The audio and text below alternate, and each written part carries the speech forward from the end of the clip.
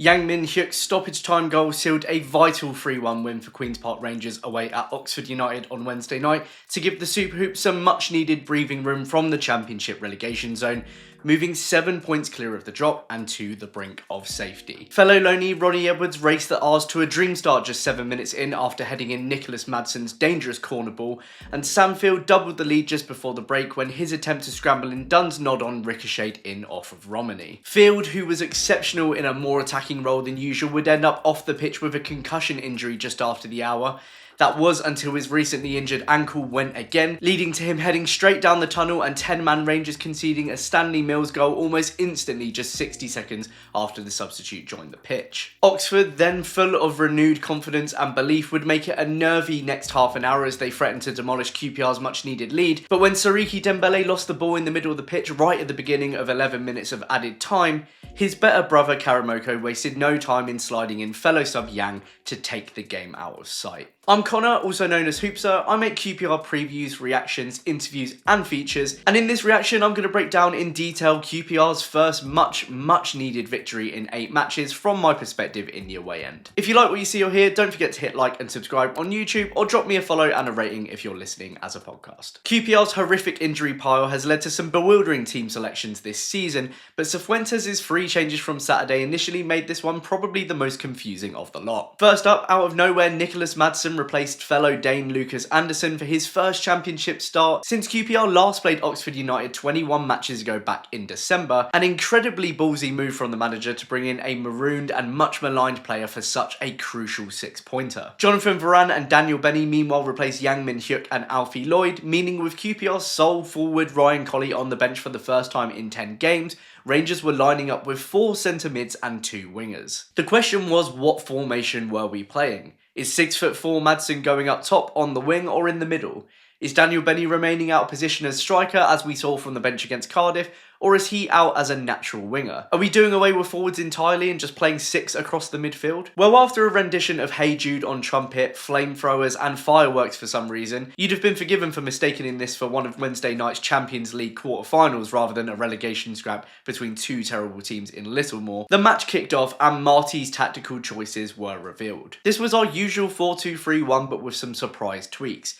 Madsen was making an unlikely appearance at left wing, young Benny was getting his first senior league start up top once again, and Field was surprisingly playing in the 10 in front of Colback and Varane. And through a combination of Oxford being slow out of the traps and Rangers playing as a much more cohesive unit than we've seen in recent weeks, for the first 25 minutes especially, these selections worked a real treat. It became apparent very early on that the home side were not going to press QPR high up the pitch, which allowed us an unusual 76% possession away from home in that opening 25, and the ability to circulate the ball calmly and confidently. And although Oxford's low block could have been an issue for a side that had really lacked a creative spark and goal-scoring presence last weekend, QPR turning in the match's first corner just 7 minutes in quickly dispelled worries of a lack of firepower. Jonathan Varane had taken the first shot of the game 2 minutes prior, but it was patient build-up play from the back that won the corner, Edwards playing through the lines to Madsen and Powell high up the wing seeing his ball into the box erratically cleared. We're talking about a low benchmark, I know, but Madsen had looked good in the opening few minutes, and I don't just mean his fresh trim,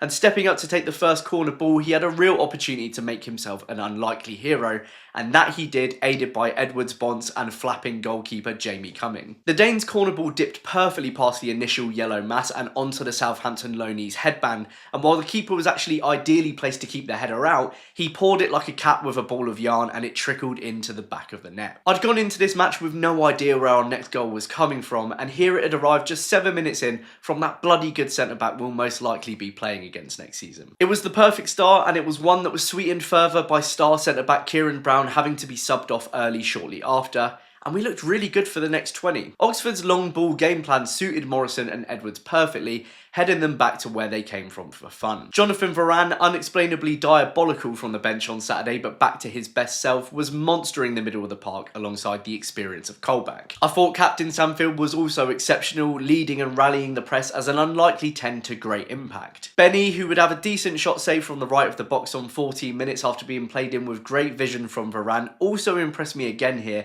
his tireless pressing and energy threatening to cause Oxford mistakes. He was on some occasions muscled off the ball too easily or sloppy in his passing, but But at just 18, he has a very good positional sense, and I think he's going to have a real part to play in this side next season. We did admittedly start to fade a touch after those 25 minutes though. It reminded me a bit of our Cambridge performance at the start of the season, Rangers asserting their dominance but eventually becoming too complacent and giving the home side some opportunities. Having looked crisp and organised in the first quarter of the match, we started to make some really silly mistakes. Maddison doing himself no favours trying to backheel the ball in our own half when trying to play ourselves out of a tight spot and giving Oxford the ball back.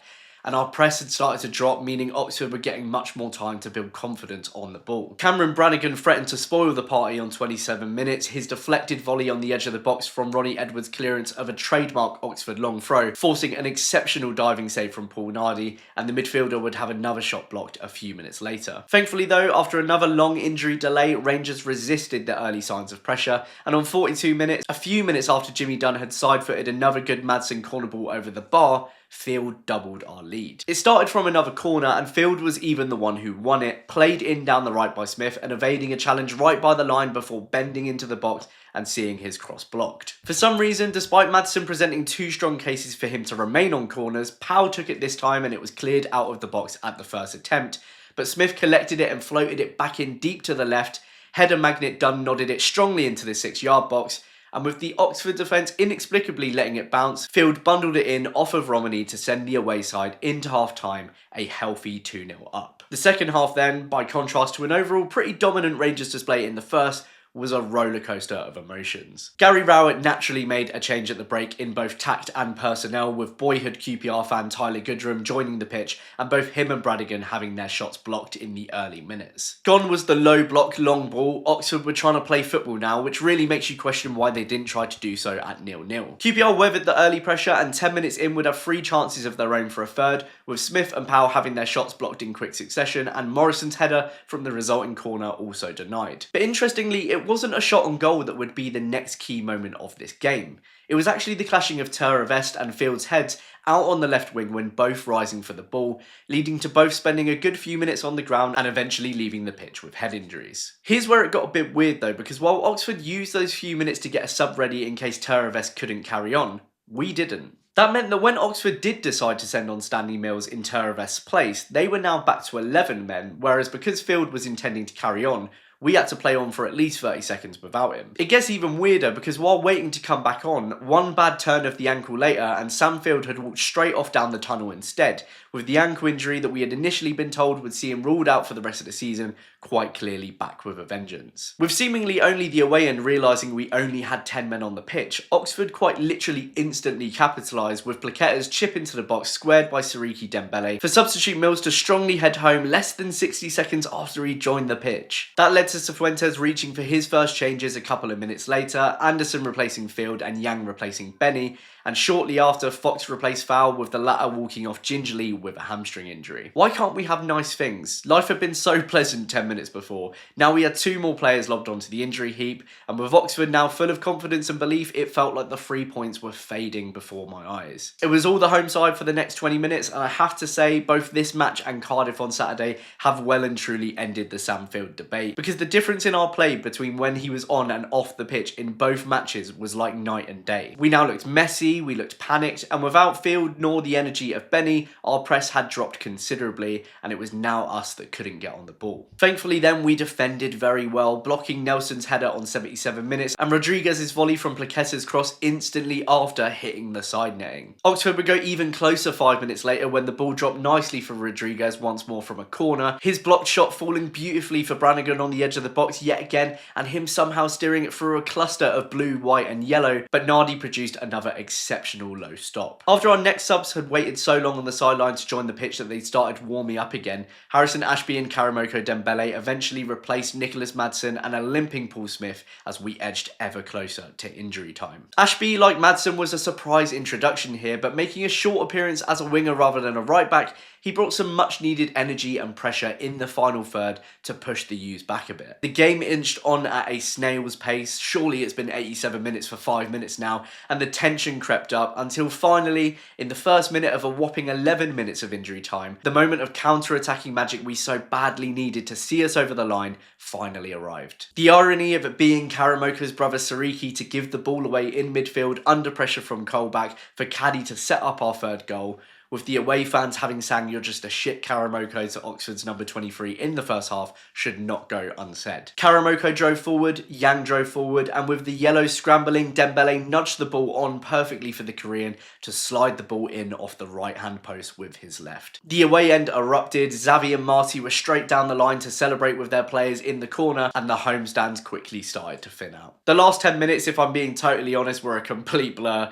and I'd be surprised if any other fan in the ground could tell me what happened in them. I was just high on disbelief and relief and the starved satisfaction of our football team actually winning a whole football match. So, 7 points clear in 15th, and with 9 teams below us, many of which are still to play each other, we should nearly be there or thereabouts. It still felt like bloody hard work, but this was a much improved team performance, and in contrast of walking away from Stoke or Cardiff unable to pick out a standout player, this was one of those displays where it's hard to single out just one man of the match. Oxford were poor in the first half, but they made that a real test of our resilience in the second, and given this team's recent form, it felt all too obvious that we would crumble. I've already spoken about Field, but I have to say again, for a player that is often criticised by big portions of the fan base, I've even been vocal in the past about my frustrations of his limitations.